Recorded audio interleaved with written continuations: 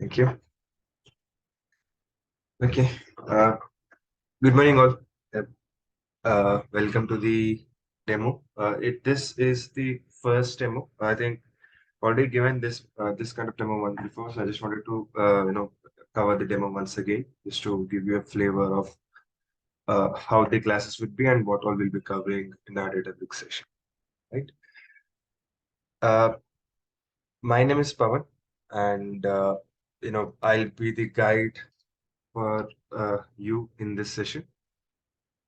So before that, please confirm if my screen is visible and any one of you, Aparav, Rajsekhar, Sirisha, or Soumya. Give me a thumbs up or say yes, that should do it. Yes, Pawan, it is Yes, it visible. is visible, Pawan. Yes, Pawan, it's visible. Thank you so much. Yep. So on your screen, these are the numbers and the website link that you can find if you wanted to enroll for this session or this class is going further. If you have already enrolled, please ignore. If anyone have joined new, it's for them. So we have our email address provided here. We have the mobile number, to WhatsApp number, and as well as the Go Online website. So I would encourage you guys to please go through this and connect with them if you have any queries after the demo. Okay. I'll just give a pause for maybe 5 seconds. If you wanted to note down anything, take a screenshot of it. Please go ahead. Let me see if someone is on chat. Yeah. Okay. Thank you so much. Okay. Let's begin. Okay. So first of all, let me tell you, how wonderful it is to see you all, eager to learn. Not sure like how many of you have already attended the previous classes. That was on the Azure Data Factory and the previous other Azure technologies like Studio Account. If yes, I think you'll be familiar with how the training sessions going on will be going on here. If not, it will be a little new for you. So I would expect that you might have some background knowledge of what is cloud and what is Azure cloud and what are the different components that we have in Azure cloud. We don't need all those things right now, but it's very good to have if you have all those information, right? Okay. So my aim or our aim for today is to give you a flavor of what our regular classes would be. So it would not be the something that I'll be sharing my screen, right, with this PPT like how I'm doing right now, but it will be specifically on the I would say we'll be basically focusing on the practicals. So I think maybe today, tomorrow, or maybe day after, I'll have few slides to just give you some idea about like what is Databricks and all. But remaining all, it will be all practicals. We'll be doing the practicals. I'll be giving you some assignments or giving you the notebook which I have done for a few days, and later on, I would request you to try that by yourself as well. So that's my intention. That's my style of teaching. If you have any questions or if you want me to tweak anything, please feel free to give me the feedback. I'll try to rectify then and there, so that we don't wait until the end of the class and you'll miss what you wanted to learn, right? Okay, with that, I'll just begin with my introduction. My name is Pawan. I have around 10 years of experience in IT. Predominantly, I worked most of my experience in healthcare, and then banking, now currently working in retail, shipping, and logistics departments, or the domains, I would say. Worked with companies like Optum, United Health Group, Sutherland, and currently associated with Microsoft as a lead data engineer. Uh, Coming to my training experience, I've trained more than 100 plus members. I think this is the old one. I did update the slides. It's more than 150 right now, if we count. Right. So that's about me. Uh, do you guys mind to just unmute yourself and just give me a small brief about yourself? Like, what is your experience? What are, you know, what is that you need or, looking in for, from this session? Maybe if you can go with the alphabetical order. Give me just your name. what is your expectation and what is your current experience? Hi Pawan, hi team. Very good morning. Hey. Myself is Aparo Empathy, and having 5 plus years of experience in IT industry. So I don't have any experience in big data. I just started career on big data. So previous to I worked on Oracle functional technology. Okay. So currently I'm working at EPAM India Private Limited. Okay. Great. Thank you. Uh, Rasika, Shrisha, if you want, please unmute yourself, or you can just give me a small ping on the chat itself. That should work. That's Hi, not a Pawan. force. My Yeah. name is Rashekar. Previously, I worked on MIS as MS. I don't have much experience in IT, Mhm. so currently I'm looking for like an IT job. So I already took Okay. Azure Data Factory uh, with Vikas. So Okay. currently, thank you. Great. Great. Great. Thanks. Thanks, Rasika. Yeah, hi Pawan. This is Sirisha. Hi, Shrisha. Uh, I have experience on ADF. Now I'm working on Synapse. So I Okay. just wanted to learn Databricks also along with that. Okay. So That's a good thing. yeah, So you have fair knowledge of all the, at least the introduction of all our yes, Azure platforms. Okay. yes, Great. Great. Great. yeah. Thank you. Yeah. I think, yeah, you all are in a good track. So let me just begin with the demo for today. Okay, so just a brief course details. So all this will be, given by, an expert instructor. So in this case, it will be given by me for Databricks. So we'll have around 25 plus live sessions, plus or minus, depends on the timings and the pace that we are picking up. I will make sure that we're covering all the details or all the contents that we have. So if you have little difficulty catching up, we can increase the classes. If you are catching up well, we'll try to make sure that we are completing it on time, right? So just a different, I would say, a unique selling for my class is like Databricks. We generally have three different languages. We can write it in PySpark, we can write it in Scala. PySpark is nothing but Python, or we can use the Spark SQL. Okay, so what we'll try mostly will only work on PySpark, but I'll make sure that we also cover Scala and Spark SQL. So, for example, if I've done something on PySpark today, I'll first give you some idea how the Scala works, what is the syntax of Scala, what is different types of or different ways that you import or do different modules. And then your assignment can be try to do that in Scala or Spark SQL.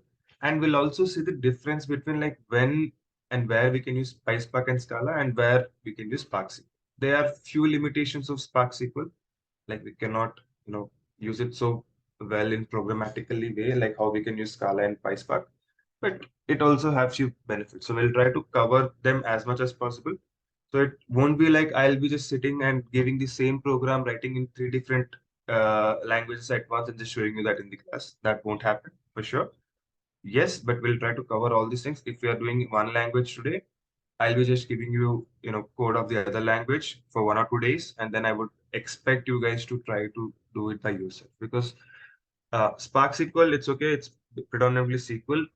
Even if you don't stress much on that, it's easier for you to understand. But PySpark and Scala, they are relatively equivalent in how we write it. It's just the syntax that differs for each of them, like how we import different SDKs, how we declare a variable, right? Not sure how many of you have some Python experience. I felt Aparo and Rashika don't have. So, but we don't need a in-depth knowledge of PySpark.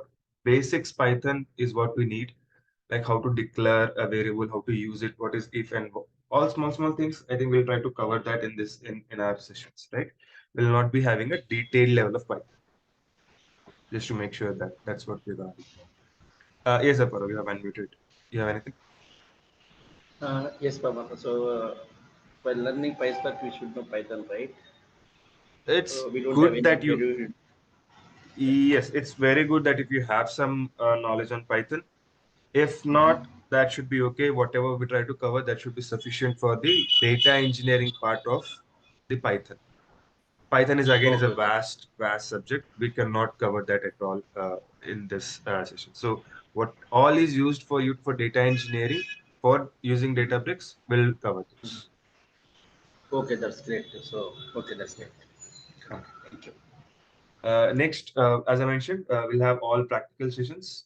We'll try to give you daily assignments. As I mentioned, how the assignments would be, like trying multiple languages. Also, once you have, when I feel that you guys have some experience, or if please anyone say that if they are a little bit ahead, like how Sirisha mentioned, is already working on ADF. If you wanted some, complex assignments, I can do that as well. So I just wanted to make sure that we are not, pushing someone hard, and we are not making sure that someone is actually sitting idle because they already know those stuff. So we'll try to balance our way of learning, right? So we might have weekly quizzes. We'll start maybe in the second week, not of the first week. And at the end, I'll also give you some interview questions, which I generally, it's my personal experience that when I take an interview, how I take, I'll just give you those kind of things. And also, in general, how it's done in the bigger companies, like in our example, it's Microsoft, but other FANG or MANG kind of companies, but how they actually go for the interview if they're using Databricks, right? So that's the plan. And let's see, uh, you know, what are the prerequisites? So this is what I wanted to share. So I would expect people to have very basic SQL knowledge. When I say basic SQL knowledge, it's like selecting some column star from a table, what is where, when we'll get order by, uh, you know, and all those basic things. If not, I would recommend you guys to just go through any of the YouTube channels, or you can just connect with Madhav, so he can help you. Like if you wanted something on the SQL, right? If you have already attended the ADF, I'm pretty sure you might have fair knowledge of how to work on SQL. So why I'm specifically saying that we will have basic SQL. I'll not be explaining the SQL in that. Like I'll be explaining the Spark SQL, not the basic SQL. So if you're stuck somewhere, I can give you some documentation. You can just go through that and understand.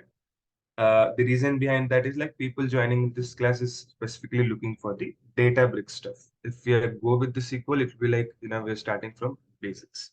But if you wanted to start from basics, we can give some documentation, right? So that's the thing. Next, cloud fundamentals. People who have joined earlier, they might have lot of fundamentals. If not, that should be fine. We don't actually need too much of lot fundamentals when you're only working on Databricks, right? If you're just aware like what is a storage account, I think I'll just give you some basic understanding as well about the storage account and all. That should be sufficient. Like what are the different resources that we have in Azure which we can connect and reuse. Okay, right. And this is something that I was saying that if you have some basic understanding on Python, it will be beneficial. It's not mandatory. It's just that when I start, it will be easier for you to pick up. If you do not have Python, you might have to put up some extra effort to also understand Python. That's the only thing that why I've mentioned here. Next, everyone should have Azure account. Uh, I'll just show you once like how to create a free Azure account. If it's already covered, if someone is new here, I'll cover it again how to create a Azure account and then create a Databricks resource. So we'll start that from tomorrow. Let's not worry about that today, right? And this is a very basic requirement. I don't want any one of you to join from mobile, right? If you just wanted to be a listener, feel free to join from mobile. But if you wanted to understand like what's happening, it's better to have a bigger screen, use a laptop or a desktop. And once the class is done, I would recommend you to again try that same thing what we have done in the class for next 1 hour, so that your mind will be fresh. Or else, if you have some work, you have offices, then please do it in the evening. But do not skip that step of trying or practicing that, because next day you may feel that you are getting everything, but ultimately when you actually try to do that, you'll be like blank, like you don't understand what's happening. It's similar to like how we were in our childhood. Maths cannot be learned by just watching or reading, it should be practiced, right? So I would recommend you to practice every day, and these are the basic minimum configuration of your laptop or desktop that is required, right? Okay. Yeah, just a small meme just to have a refresher in our session. So everyone says, ये course different, difficult है. It's like कम लोग सीख पाएंगे, कम लोग कर पाएंगे. So there's nothing as such. Let it be any course, anything whichever is there in the market. It's just that, I personally feel any topic can be made easy to absorb or easy to taught if it's taught with the dedication, and very important thing, the person or the student is absorbing them with interest or zeal of learning and doing a practice every time. So as much as you practice, you might get new queries, you might stuck somewhere, and you can come back and you can understand them. So it's always like you have to practice. It's not just one way around that I'll be just teaching. I might teach good, I might teach bad. If you don't do practice, it won't even help both of us. So if you have any queries or any roadblocks, or you're saying that you're not able to understand this kind of pattern, help me understand. I'll try to, do a different approach, right? Okay. Yes. Next, who can take this course? I think this is for all. There's no hard and fast rule that these kind of people cannot take. But specifically, when I was creating the slide, I was thinking about like, any freshers and recent passed outs who wanted to have something on their, blank slate, that they know these kind of technologies. Yes, there won't be any certification, there won't be anything until that you do it, but at least you'll have knowledge, and if you get a chance, you can actually share those knowledge, or present those knowledge with the interviewer, which will be an added benefit for you, right? Next thing, for all the IT developers who are working in different disciplines, as we have discussed some time back, people are working in non-IT, or maybe a KPO, BPO, or maybe a support, or maybe testing. It's very good for them to switch their roles to data engineering dev roles, right? Next, I think even including me, most of us are data engineers from on-prem many years, from 4 5 years back. Now it's all cloud. So all the people who have on-prem data engineers, database developers, big data developers, I mean on-prem BI and ETL developers, for them it will be a win-win situation, because they already have all the fundamentals with them.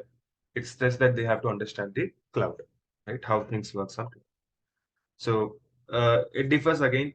People can be a data engineer, can be a data analyst. I've started my career as a data analyst, and now I'm currently doing a cloud data engineer. So the role is very easy to switch. So it's good for people who have these kind of experience. And this is something that most of the people are looking right now because of the market trend. Functional roles are, dissolving day by day, right? So everyone wanted to be a techno-functional person. If you have a good and strong functional background, and if you have at least 20 to 30% of technical skills, or by this course, if you can understand how things works, and you can actually uh, maybe a functional research, create a user story, or do some documentation. Even that, you have knowledge on tech side, you can actually talk to technical people, and you can still maintain your roles and go further. So it's always very good and recommended always to be have a techno functional. Being only functional, only technical, is always difficult. But in your initial stage, if you're only technical and functional, that should work. But over the years, it's always recommended to have both these skills, right? Okay. This is, I'm specifically saying, I think I already mentioned, but I just have a slide on it. This course is not for people who are not interested on hands-on learning. You're just here to view the slides and view the presentation. No issues. Please go ahead.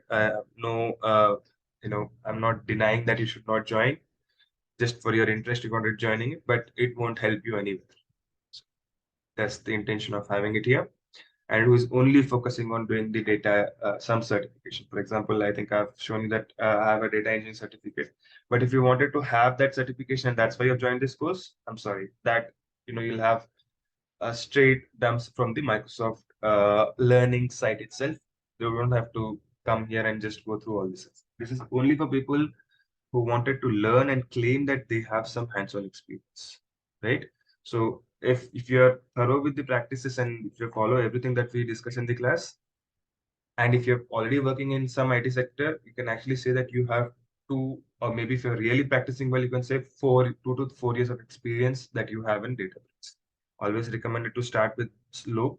Two is should be good, but if you are just practicing really well and you're covering the advanced topics as well, you can claim that you have 2 to 4 years experience. No one will ask like, show me the proof that what you have worked in the previous company, right? Only if you are working and you have all the documents with you, then that should suffice.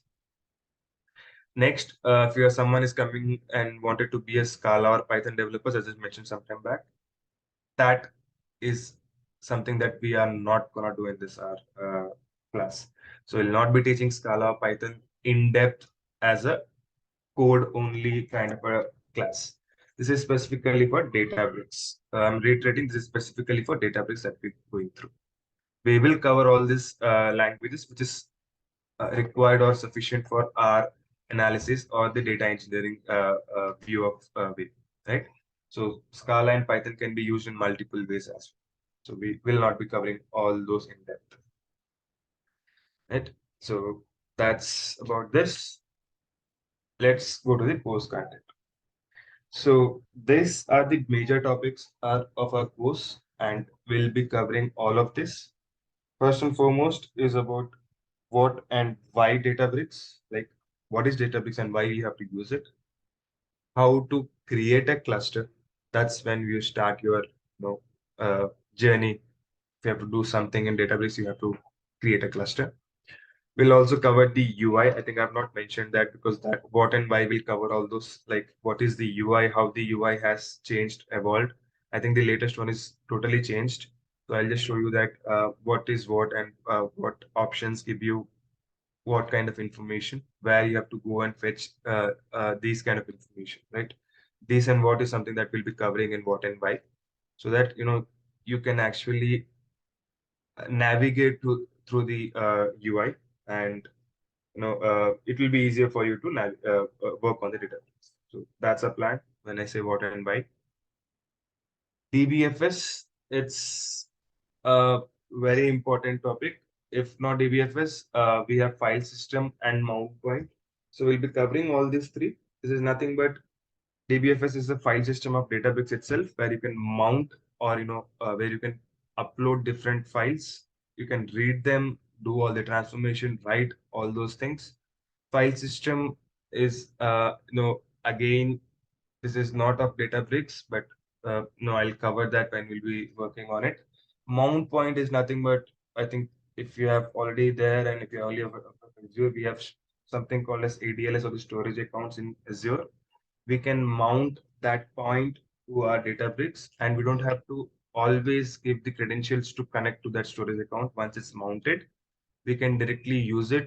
We can put the files into the storage account there, and we can read it from there and from Databricks and do the transformations. So we'll go in depth on this. We'll cover all the supported languages, as I mentioned, Spark Scala, right? PySpark and Spark SQL. Next thing is the utilities. It's nothing but also called as DB utilities, Databricks utilities. It's a very important topic. I might spend little extra time on this. We have file system, we have notebooks, we have widgets. So it's nothing but file system is like what all the Unix commands that we use generally in the Unix, commands, like reading from a, command line. If you're reading, how many files do you have in that folder, like ls command, right? Or maybe copying, cp command, mv command, copying or moving the data from one folder to other folder, renaming the folder, deleting the folder. All those file system commands, we can use the db utils, right? Next thing, notebook and Databricks, notebook and widgets, very important, very frequently used in any of the development part. Notebook is nothing but what all are the different ways we can actually, uh, perform on the notebook. For example, if you're in one notebook, notebook is nothing but where you actually perform your code, right? And each notebook will have multiple commands, and multiple commands will be executed one after other. It's I mean, we'll go in depth. I don't want to have more details on that, but yeah, we'll cover the notebook and the widgets. We'll cover the key vault, both Azure back and the Databricks back. Generally, in real time, 99.9% will be only using the Azure Key Vault or Azure Key Vault. Databricks Key Vault is just to have good to have information. I'll just cover that, how we can use it, right? Next, different ways to access the storage accounts. It's again, we'll be doing that. We have SAS, we have Service Principal, we have Azure Key Vault. SAS is nothing but this connection string. Service principal is nothing but we have a client ID and secrets. Azure Key Vault is again the key, and the secret is something which is stored in your Azure. From there, you call it from the Key Vault and then use it. Generally, we use Azure Key Vault so that our secrets are always saved or is not displayed to the end customers. Right. Next, we'll cover the most important thing of Delta Lake. What exactly is Delta Lake and how it is used in Databricks? We'll cover that. We'll cover reading from different file formats. Same way, we'll cover writing data to different file formats. When I say file formats, it's not only CSV, it's CSV, a JSON, a Parquet file, a Delta file. We'll try to read from each of them and write to each of them. We'll cover one or two. We'll have assignments on one or two, and we'll see if you're able to do it. If not, we'll again cover them in the classes. So don't worry about any assignments that we cover. If you're stuck anywhere, you can just let us know. In the next session, I'll just try to give you the code for that. If you're still not able to understand, I'll explain that as well. So whatever assignment I'll try to give you, we might have covered that already in our session, but I'll be just giving you a similar kind of a problem or maybe a use case to be given as an assignment, right? Next thing, very important, Spark functions. We have, thousands or hundreds of Spark functions.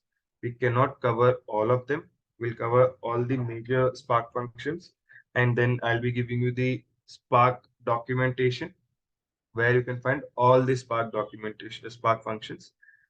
That will be a major practice area where you have to try individual functions. If you're stuck somewhere, come back and ask.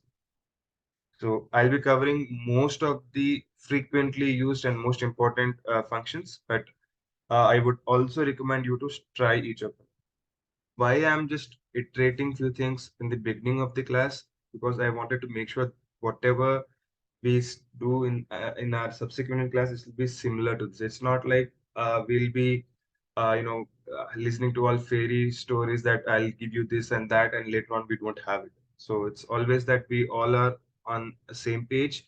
We are understanding what is our responsibilities and what we need to understand this topic, right? Next, Databricks jobs creation and scheduling. This is a very important thing. We generally don't go and run the job manually or run the notebook manually. We create a job and we schedule it based on our requirement. Or, if it's a stream job, we just initialize the stream. Stream is nothing but which is active always. So it's always reading and always writing, or always listening and always writing to sync, right? Next, Databricks CI/CD will cover CI/CD as well, like how the continuation, integration, and continuous development works, deployment works in Databricks. It is not so mandatory for you to learn this, but still we'll try to cover that so that it's good to have information. As I mentioned, all the CI/CD will be taken care by the other team, which is maybe a infra, maybe a DevOps teams. We don't have to worry much. But at least if you are working in a small company where you yourself is doing everything, then it's better that you have some idea on the CI/CD part. So we'll cover this using the Azure DevOps, right? Or we'll not. It's similar to what the Git is. So we'll be using the Azure DevOps, right? And at the end, we'll have one real-time project with ADF and Databricks. I think you guys have already covered ADF. It's good to have. So in that, we'll have one Databricks, notebook that will be calling the Databricks and doing all the transformation. And the remaining reading from the source and writing to sync will happen in ADF. So we'll have one real-time project so that when you go and talk about your experience of 2 years, you can say that okay, these are the different kind of projects that I've worked with, and this is the source and this is the destination. You can tweak the names and the domain information, but the core of what we do is something that we'll covering in this projects, right?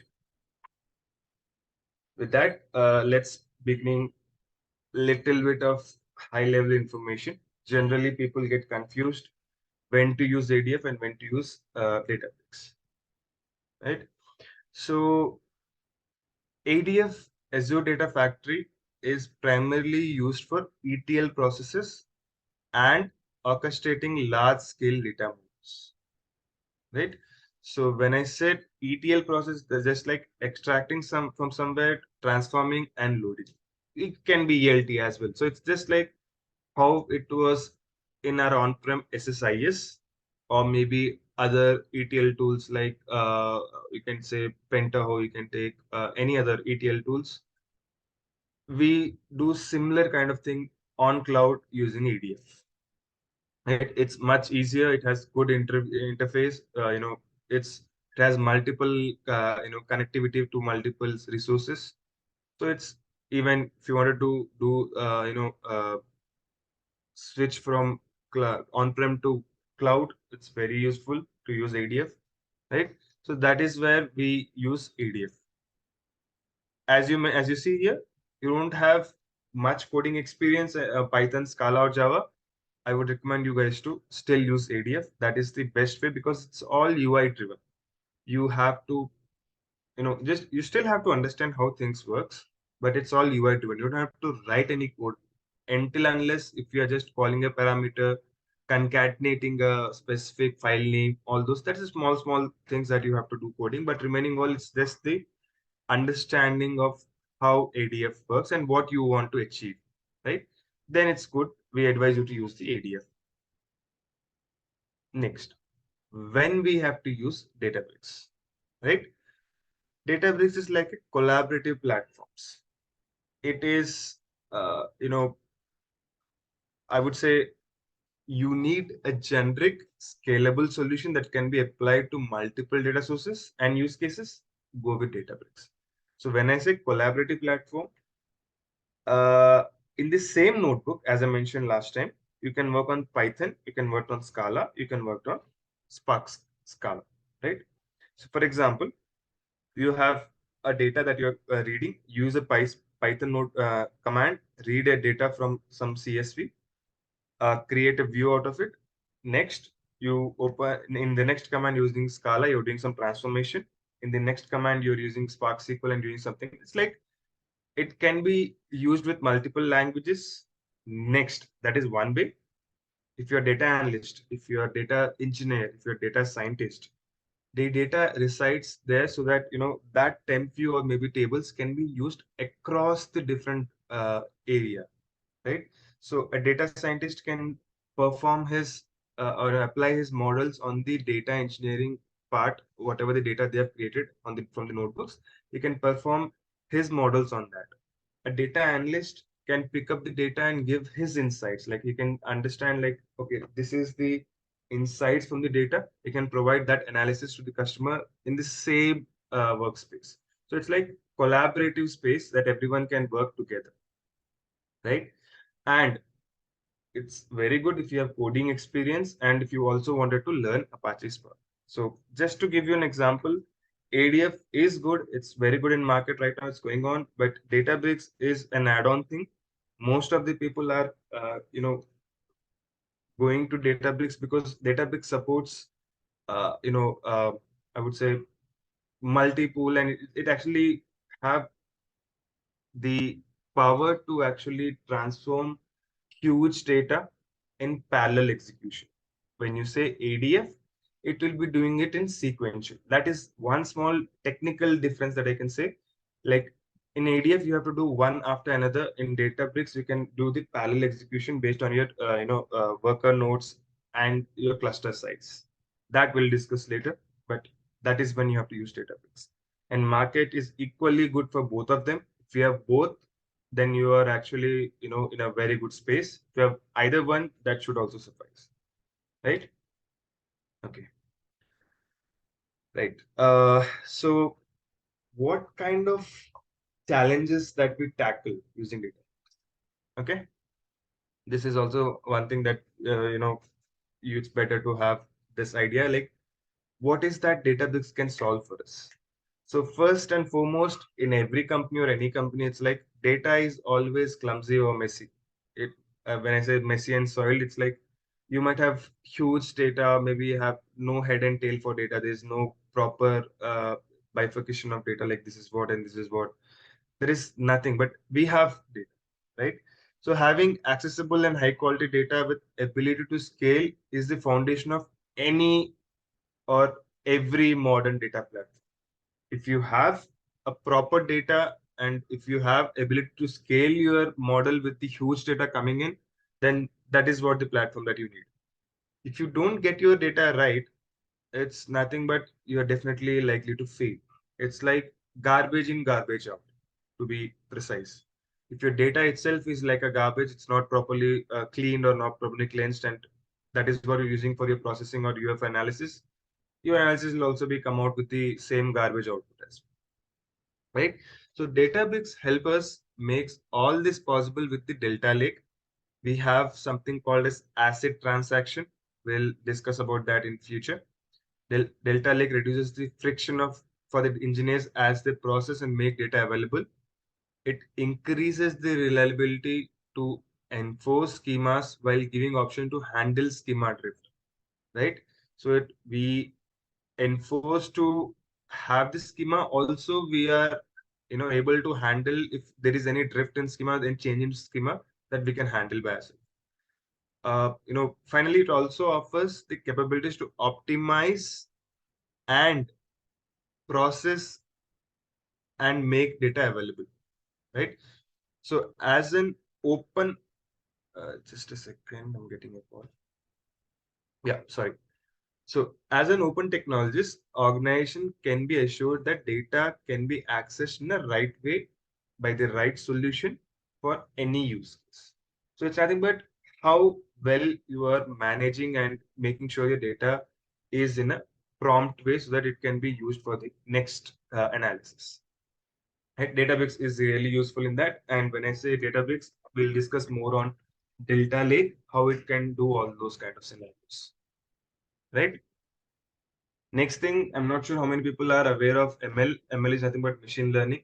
Nowadays, ML is in boom. You might have been hearing many things, ML, AI, OpenAI, and all those things.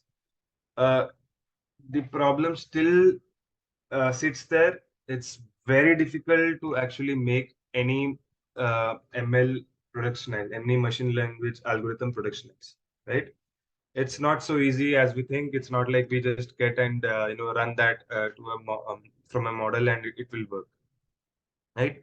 So nowadays, I think you also might have learned ML ops or ML flow in our Databricks, right? So it's like how we will let me give it in different way. So succeeding as an organization utilizing the ML or and AI is much more complicated than hiring a team of data scientists. So why I'm saying this specifically, but getting a data scientist is very easy, right? You just have a company can raise a request and they'll shortlist like 100 out of 100, they'll only take one or two. You have a data scientist. But supporting data scientists and operationalizing models often involve complicated solutions, right? So it's very difficult to support a data scientist.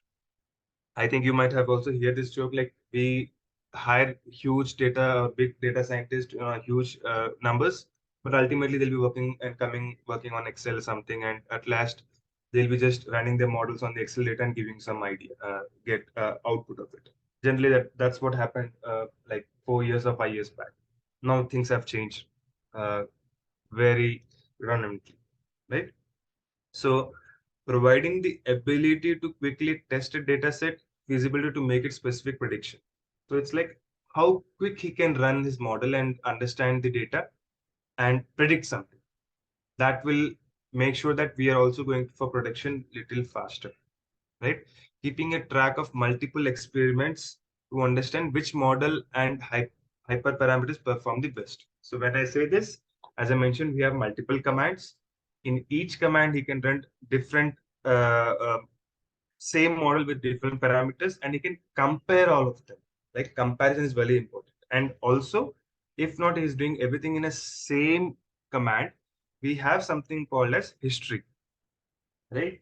So he can actually go through the history of each of the run that he has run, and he can compare, okay, which one was working fine. Okay. Or example, if he's actually putting all these results into a delta lake. In delta lake, we have something called as versions. So you can see version 1, 2, 3, 4, 5. In which version he has proper data, and he can query that specific version with the same SQL. For example, table might have 10 versions. 10 versions will have complete different data and different columns or headers, but he can query whichever version he wants to read with, right? So this is something which gives us the flexibility to a ML engineer, to a data scientist, to see like which model work better. Okay. Next, publishing models to be used to score on batch and real time. So we will not be touching the ML for sure. In our session, we'll be specifically doing the data engineering stuff, but I'm still giving you some heads up, like even in Databricks, we have specific clusters for the ML side or the AI side, where they have their own clusters, heavy on their work workloads. So they have their own functions. I mean, they still use, I think most of the ML people only use PySpark, right? But it's good to have information that this is a major problem that is solved with Databricks. Okay. Uh, this is a common problem. I think we all know BI is limited to fraction of data. When I say fraction of data, if some HR department is there, they only have HR data. Some finance department, they only have finance data. I'm just giving you an example. It can be completely different departments, right? So most BI workloads are restricted to a fraction of data of what the organization collects, right? So most of these are done against the data warehouses, which aggregate the transform the specific use cases. So they have their data, but it's not linked together, right? So to solve this problem, Databricks and the Lakehouse architecture provide the ability to write once and access anywhere. So it's nothing but, again, same. Delta allows for excellent performance without need to resort to move data into a separate warehouse platform. So if someone from finance have put his data in a Delta Lake, and someone from HR has done the same thing, the other person like me coming as a data analyst, I'll just read from these two different or maybe multiple different areas and just understand what is the key for them to connect. I just combine all those things and give my analysis easily. So I don't have to worry about creating another different data lakehouse where I make sure all these data sits. So my processing layer itself will help me as a storage layer as well, where the data is also stored in Delta tables, right? So this is one more area where it actually resolves the problem. Next, the readiness, any organization readiness. So the problem here is, how to say this? Okay, so many projects need some accreditation. For example, you're in healthcare, you need HIPAA, right? If you're in some other, you need GDPR. If you need CCPA. These are the different accreditation or licenses that you might need for your project. in that specific country that you're working or specific state that you are working, right? So it's very difficult to manage all these things. Fortunately, Databricks has covered when it comes to security and compliance. Database integrates natively with security infrastructures Azure, AWS, and GCP, right? As I mentioned, Databricks is only, if I'm not mentioned, Databricks is only on Azure, AWS, and GCP, right? So it covers all the security side of it. It integrates with chosen identity provider. For example, with us, it can be in Azure, it can be Active Directory, right? In other case, we can use Okta. Okta is again a authentication method, or you can use Ping. So all this authentication is make sure that none of the person who are not authorized is entering into your database workspace, right? And it's very easy to integrate with them. So even though we work in Microsoft, but we actually have Okta because our customers use Okta credentials. So first it will be with our AAD to actually get into there, and then we again have a Okta verification, which is again coming from three different authentication. One is using your Windows Hello by giving you a fingerprint. Again, it's coming to your mobile, getting your one-time password, and also one regular password that you have to use for the Okta login. So there are three different authentication for us to get into Databricks, right? Next, Databricks also allows you to encrypt your data natively and bring in your own key. You can create your own key, encrypt your data, right? It can be injected into your networks, provide fine-grained controls for how the data moves and how it can be accessed. So in terms of security, based on your project requirement, it has multiple levels that we can choose, right? Okay. So with that, let's go to the next steps. Okay. So we only have 8 minutes left. So how much hour we can cover it today, we'll cover it. And tomorrow we'll be having another small demo. We're just covering the remaining topics and giving you some basic information how Databricks looks. We'll try to, create a community edition. I'll go through that in tomorrow's class. But I would request everyone to create a new Azure account, right, as soon as possible. Though we have a community edition, it won't support everything. So whoever have already have the Azure accounts, it will be only for 1 month. You might have to create another with a different uh, credit card and different email address. Please make sure that you are doing it as soon as possible. If not tomorrow, by day after tomorrow, we might begin with our classes. So please be ready with that. Okay, right. So what is big data? Right? As name itself says, it's big, and it shows everything as, it's not big. Yeah, let me. Uh, Anyone trying to speak? Okay. So definition of big data itself is that data contains huge data. In other way, in technical, if you want to say, it has greater variety, arriving in increasing volume and with more velocity. That is nothing but the three V's. We'll cover that in next. So nowadays, because of this big data trend, people are saying 8 V's, 5 V's, 10 V's, but generally it's already three: variety, volume, and velocity. Right? So next one, how it's actually generated. So it's like anything and everything which has digital approach is actually generating a big data. It can be a satellite which is in space. It can be a small smartwatch on your hand. It can be a small social media feed or maybe something that you're typing on LinkedIn. It can be anything that you're browsing on web. Someone is actually collecting that cookie. That cookie is actually collected somewhere if you're given the permissions to that, they're accepting the cookies. If you're watching some TV on some platforms like Tata Sky and everything, or maybe if you are watching some Netflix or anything, it is still tracking like how a single user with their age, their type of use, how what kind of views they see, what kind of serials they see, what kind of movies they see, right? Each and every transaction that you make on UPI, you may swipe your card, you might use your gift card, Sodexo card, any card, each and every transaction is, creating a data, right? Databases. IoT is nothing but, as I mentioned, like if you go to healthcare, like each of the things are connected to IoT, Internet of Things, like it's continuously sending data. For example, a patient A has some diagnosis A, and they are actually monitored with multiple IoT devices. It's actually reading the data every second by second and storing it somewhere. Later on, it is actually analyzed, and when the doctor have similar kind of patients, it's actually giving you the history back. Okay, when patient A was here with this kind of diagnosis, this is what was done at that time, and this is what makes sure that he is stable, right? So all this analysis can be done because we have that data. So when I say we are getting huge data, variety, velocity, and all those things, it's very difficult to manage that. Data is coming, it's sitting somewhere. It's just increasing day by day in millions, billions. It was in 10 years, 15 years back, we had MB and GB is like huge.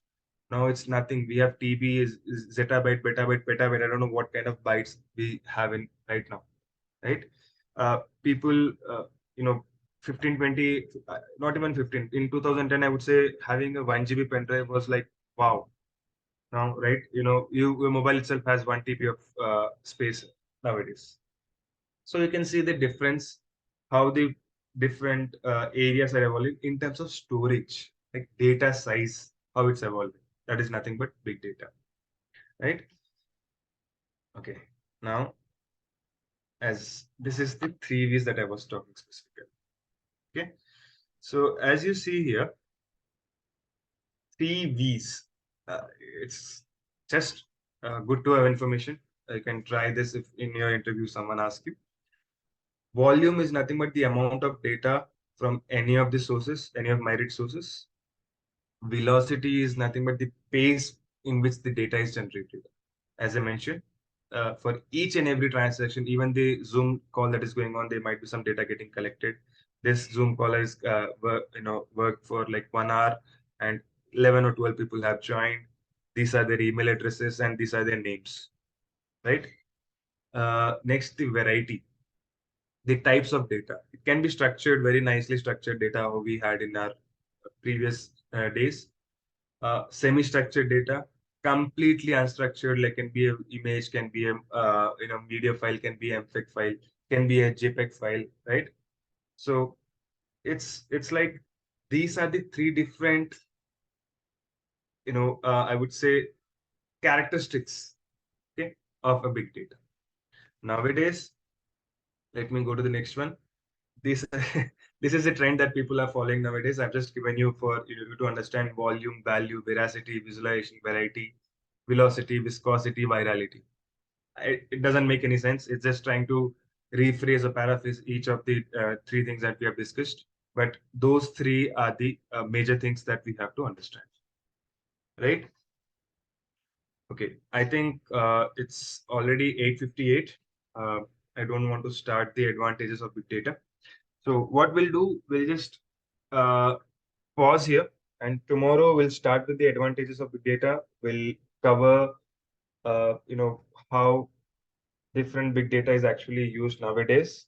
Different companies, how they have evolved using the big data, how they have developed and being successful in their industry with using the big data, right? And then we'll see little bit about the Databricks. Okay, I've just seen the chat right now. Is this course suitable for freshers from any batch of BTech? Yes, Guru Tej. May I know which branch you are in? Guru, you can unmute yourself if you are comfortable, or you can chat on the type on the chat. That should be also fine.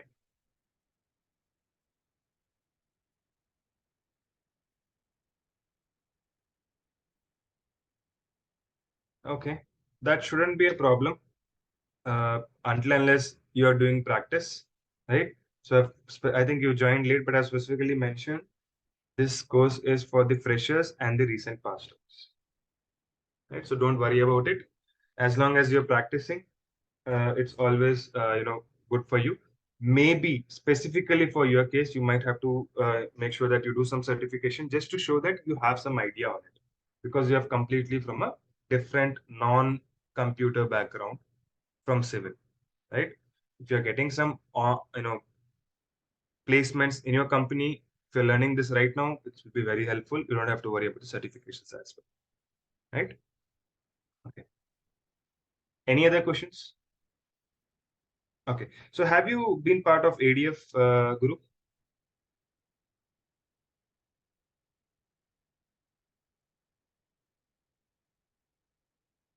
Okay. Sure. So once we complete the Databricks, maybe the next step I would recommend you to connect with Madhav sir, and he'll help you for the data factory. That's what ADF, which will start after the Databricks.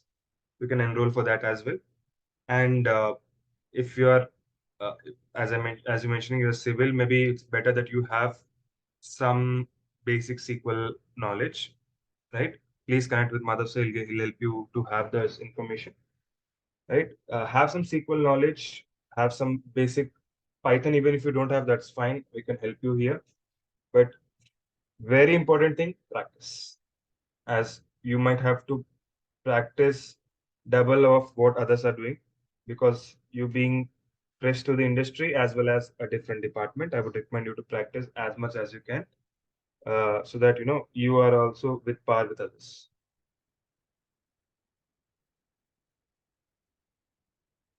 Okay. Anyone? Any questions?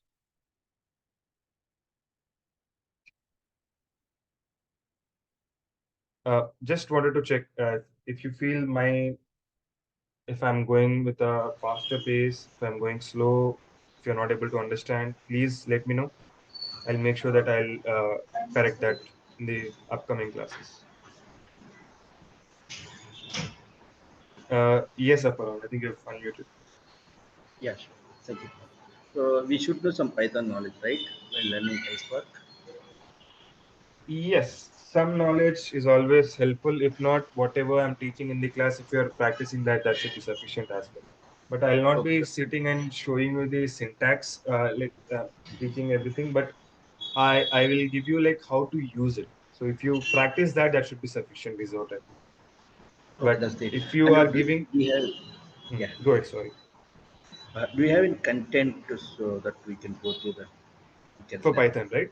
Yeah, I'll Yes. I'll I'll I'll find out something and just share with Madhav sir. He can share with you.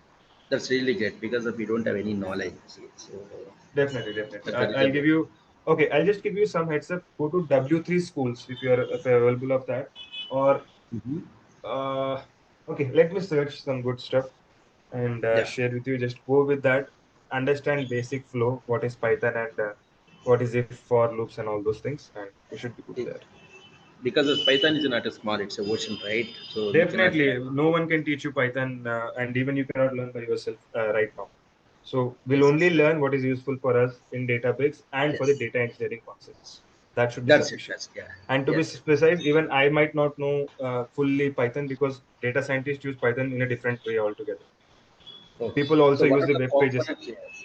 Yeah, what are the components you use for PySpark? So if you know, Okay, so that so we we'll be when you say Python itself, we are saying is PySpark here. So we'll be using all these Spark related modules of Python here, right? So it will be like how would I say? It's just a basic stuff. How we can use the functions. It will be similar to in Scala as well, right? So all these Spark modules or SDKs that we'll be importing, we'll be just using that. And little bit small if and where loops that or if and while loops that we might have to use. That I can teach you. That I think it's there in every programming language or even in SQL. So you don't have to worry much about that. I think someone named Naveen is actually saying that W3 Schools is best resource for the practice. Even I was recommending that. Apara, if you can just go on Google and say W3 Schools and look for Python, it will give you some basic programming practice. It will be helpful for you. okay, that's great. I'll go Yeah. through that. No. Thanks, Naveen, if you're okay with the flow. Anyone, if you have any queries, if not, we can close this. It's already 9:05. The Zoom has to be used by the other classes as well. No problem. Thank you. Okay. Thank you. Sir, actually, I have one question. Yeah. Yes, sir. Uh, Actually, in the database, we have whatever the course content you shown to us. In there, actually, in every segment, there will be multiple things are there. Like, suppose let's consider like reading files from sources. So in the reading file sources, there will be XML files, there will be JSON files, there will be Parquet files. So for each thing, you will do the demo and you will show to us, or is it not like that? So there are two things. If you want, I can show that as well. What I was planning is like I'll start with maybe a CSV, maybe a Parquet, or maybe some other Parquet files. It's like how should I say that? It's spark.read.csv. Is nothing but how you read a This is CSV. the only one from it. Yes. Yes. Spark.read.parquet or spark.read.options. You can say Parquet.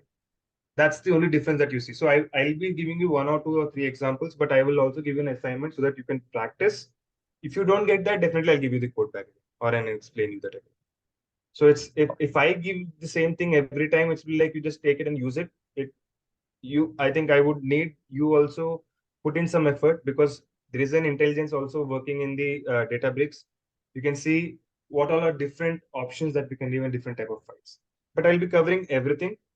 I'll be trying to giving you some assignments. If you're not able to do that, please come back. I'll definitely give you what exactly we have to do. Yeah. So the thing is, what I want to elaborate is like for each test scenario, we should do something like practices so that it will not hurdle for us going future. Like we can do anything. Yeah. So as I mentioned, I'll be giving you few things. I'll be showing you few different files, but I'll be also giving you assignments, and I will recommend you to do the practice and then come back. If no one is coming back with the practice thing, I'll try to ask you if see, it's always, as I mentioned, it will be from the both sides. If even one person is trying his stuck somewhere, I'll always be happy to help you. But if I'm not getting in response back from you guys, it will be difficult for me to even gauge that you are getting the topic or not. So again and again, I'm iterating the same thing, hands-on. You have to practice. Okay. Yeah, got it. Thank you.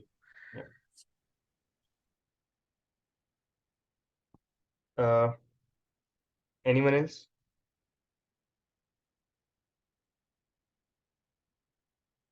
Okay. Yep. Thank you guys. With that, maybe we'll take a pause for today. We'll reconnect tomorrow again, same time. We'll have a second demo tomorrow with few other topics which are left over. And from day after tomorrow, we'll be beginning our classes as usual. Okay. I think, Madhav, I think that's all we have. Just stopping the share.